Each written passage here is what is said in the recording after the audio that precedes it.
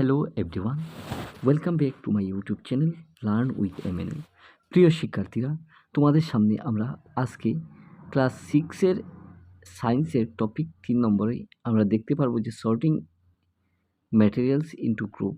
এই গ্রুপের কী রয়েছে, এই গ্রুপের আমরা শ্রেণীবিভাগগুলি, পদার্থের শ্রেণীবিভাগগুলি আমরা করব। তাই চলো আজকে এই পার্ট থেকে আমরা আলোচনা করে বাকি প্রশ্ন উত্তরগুলিতে সমাধান করার চেষ্টা করব। প্রথমে আমরা এখান থেকে দেখতে পাচ্ছি সর্টিং অ্যানিমেল ইনটু গ্রুপ। আমরা এই জায়গা থেকে যদি বাংলা আমরা অনুবাদ করি তাহলে এখান থেকে আমরা দেখতে পারবো যে পদার্থের শ্রেণীবিভাগগুলি। পদার্থের শ্রেণীবিভাগগুলি আমরা 3.1-এ আমরা দেখতে পাচ্ছি আমাদের চারিপাশে বস্তুগুলি। আমরা আমাদের খাদ্যদ্রব্য এবং পোশাক যেগুলি রয়েছে পরিচ্ছেদ বিভিন্নতা দেখতে পাই। শুধুমাত্র খাদ্য এবং পোশাকও নয়, এই ধরনের বিভিন্নতা প্রত্যেক বস্তুগুলির মধ্যে দেখা যায়। আমরা আমাদের চারিপাশে চেয়ার, গরুর গাড়ি, সাইকেল, রন্ধন সামগ্রী, বই, কাপড় চোপড়, খেলনা, জল, পাথর, অন্য অনেক জিনিস দেখতে পাই। প্রত্যেক বস্তুর আকৃতি এবং বর্ণ এবং ব্যবহারের ক্ষেত্রে আলাদা আমরা এটা নিয়ে আলোচনা করতে পারি। তারপর তোমাদের চারিপাশে তাকাও এবং গোলাকার বস্তুগুলি শনাক্ত করো। আমাদের তালিকাতে রাবারের বল, ফুটবল, মার্বেল অন্তর্ভুক্ত হতে পারে। যদিও আমরা প্রায় গোলাকার বস্তুগুলি তালিকাভুক্ত করি, তাহলে এই তালিকা থেকে আমরা দেখতে পারবো যে আপেল, কমলা, মাটির কলস অন্তর্ভুক্ত হতে পারে।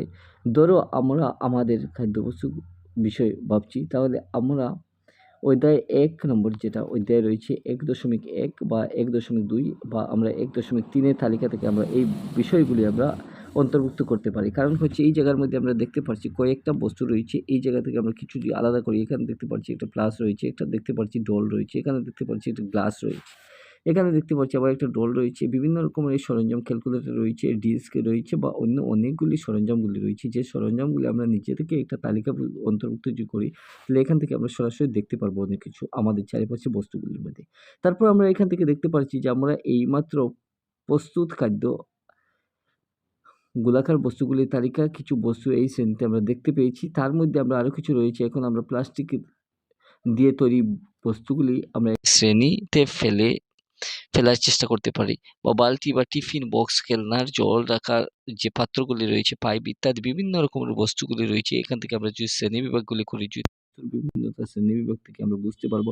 এখান থেকে এই জায়গা থেকে বস্তুগুলি বিভিন্ন রকমের শ্রেণীবিভাগে ভাগ করা হয়েছে। আমরা এখান থেকে দেখতে পাচ্ছি উপরের উদাহরণ থেকে আমরা এই বস্তুগুলিতে তাদের আকার এবং গঠনগুলি অনুযায়ী আমরা ভাগ করে নিতে পারি। ঠিক আছে? আমাদের চারিপাশে বস্তুগুলি এক বা একাধিক পদার্থ দ্বারা গঠিত। আমরা দেখতে পাচ্ছি এই পদার্থগুলি কাঁচ, ধাতু, প্লাস্টিক যেগুলি রয়েছে, কাঠ, তুলা, কাগজ এবং কাদা, মাটি হতে পারে। আমরা কি ধরনের সেটা আমরা কিছু একটা কার্যকলাপ থেকে এগুলি আলোচনা করে নিতে পারি। তারপর আমরা এখান থেকে দেখতে পাচ্ছি যে এসো আমরা আমাদের চারিপাশে পাওয়া যায় এমন বস্তুগুলি যতটা সম্ভব সংগ্রহ করি। তার মধ্যে কিছু বস্তু আমরা সচরাচর ঘরে ব্যবহৃত জিনিসপত্র দেখতে পাই, কিছু বস্তু শ্রেণীকক্ষ থেকে আমরা এবং কিছু বিদ্যালয়ের বাইরে থেকে সংগ্রহ করতে পারি। আমাদের সংগ্রহের এই বিষয়বস্তু কি হতে পারে?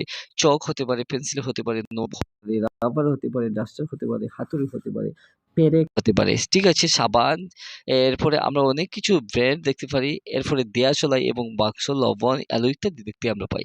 আরও কিছু বস্তু রয়েছে যাদের নাম আমরা লিখিতে পারি, সেগুলির বিষয়ে আমরা চিন্তা করি যদি, তাহলে আমরা কিছু কিন্তু শ্রেণীকক্ষে আনতে পারি না। কিন্তু আমরা দেওয়ালে বা গাছ, দরজা যেগুলি রয়েছে, ট্রাক্টর রয়েছে ইত্যাদি, আমরা রাস্তা, আমরা এইগুলি দেখতে পারি। তারপর আমরা এখান থেকে আরও কিছু দেখতে পারবো। এই সংগ্রহীত বস্তুগুলি থেকে আমরা কাগজ এবং কাঠের তৈরি বস্তুগুলি আমরা পৃথক করতে পারি।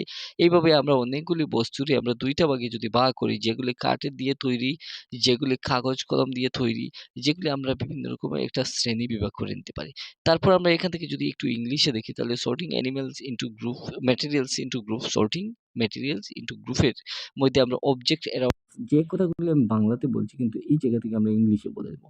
এখানে ইংলিশে বলছি যে we so that our food and clothes have so much variety in them, not just food and cloth. There is such a vast variety of objects everywhere we see around us. A chair, a vlog chart, a bicycle, cooking, হ্যাঁ, অন্যরকম books রয়েছে, cloth, toys, water, stone and many other object.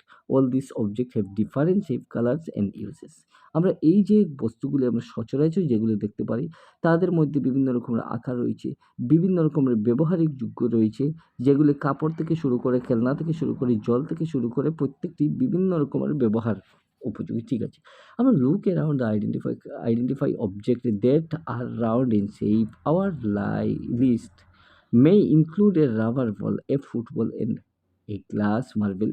If we include objects there are nearly around, our list could also include objects like apple, orange, and an earthen picture. ঠিক আছে, suppose we are looking for objects that are edible, we might include all the items that we have listed in table.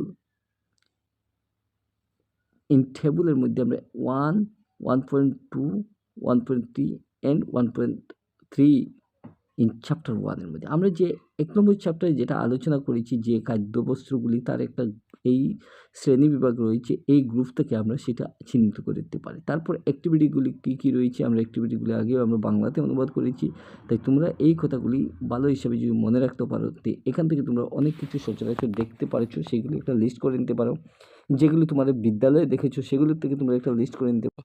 তারপর তোমরা যে বিদ্যালয়গুলি যে সকল জিনিস দেখতে পেয়েছো, বস্তু প্রতিদিন দেখতে পেয়েছো, সেগুলি দেখার পর বাকি যেগুলি দেখতে না পাও সেগুলি একটি তালিকা প্রস্তুত করো, প্রত্যেকটি একটি চিহ্নিত করো, সেগুলির নাম কি, কিভাবে এসেছে, কোথায় থেকে এসেছে, প্রত্যেকটি বিষয় নিয়ে তোমরা যদি ডেইলি প্রতিদিন যদি একটা রিচার্জ অর্থাৎ সেটা পর্যবেক্ষণ যদি করো তাহলে একটা না একটা নতুন কিছু শিখতে পারবে।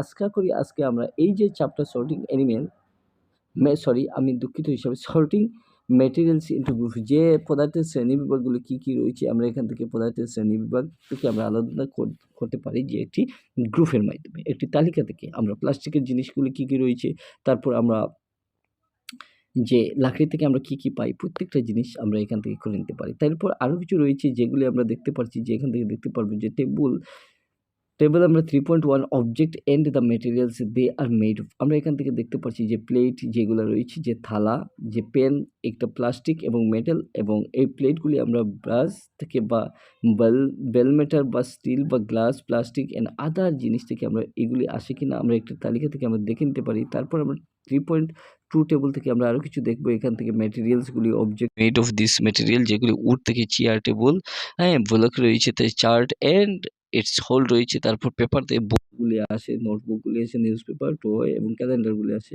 লেদার থেকে কী জিনিস আছে, প্লাস্টিক থেকে কী আসে এবং কটন থেকে কী আসে, আমরা এইগুলি থেকে নিজে একটা তালিকা প্রস্তুত করব।